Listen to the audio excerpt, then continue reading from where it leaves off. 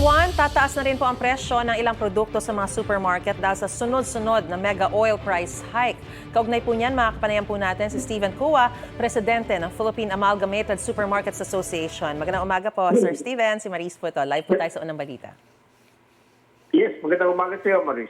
Una po sa lahat po ba ng mga produkto o ilan lamang sa mga produktong ito sa supermarket ang tataas po ang presyo at magkano po ang itataas niyan?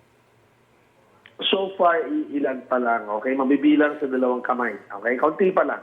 Although may isa lang ang nag-abiso, na lahat ng produkto niya kailangan tumaas. Ito ay mga chemicals at siguro na umusan na sila ng raw material. Ano-ano po itong mga produkto pong ito? Well, halo-halo yan, no? Merong pasta, merong noodles, no? May pasta noodles, merong dilata, merong candies, no? So, iba-iba, no? So, depende kasi sa circumstance, no? Nung company, nung manufacturer.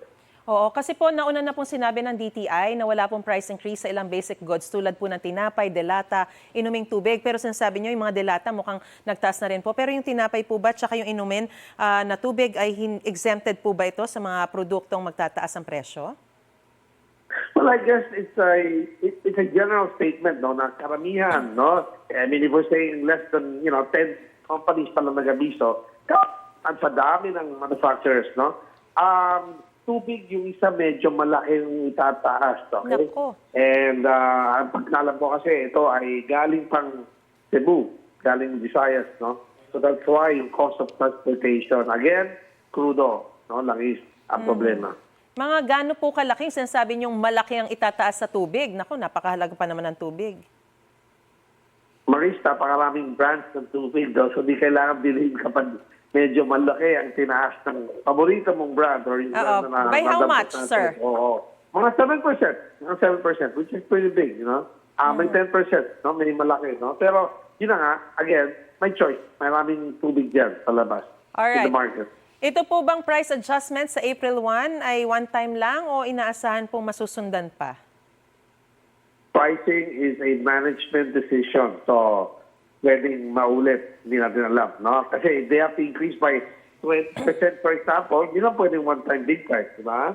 So, you would do nila yan. Yes, you do nila. Tsaka syempre, nakatingin na sila sa merkado, sa reaction ng behavior ng consumers. No? Kung masyadong malaki tinaas sila, baka mag-shift nga ng brand ng tao. Diba? So, takot rin sila, kaya dahan-dahan lang. Alright, maraming salamat po, Steven Cua, Presidente po ng Philippine Amalgamated Supermarkets Association sa inyo pong panahon at sa impormasyong binigay niyo po sa amin. Ingat po. Maraming salamat sa iyo, Maris. Morning. Morning. Gusto mo bang mauna sa mga balita? Mag-subscribe na sa GMA Integrated News sa YouTube at tumutok sa Unang Balita.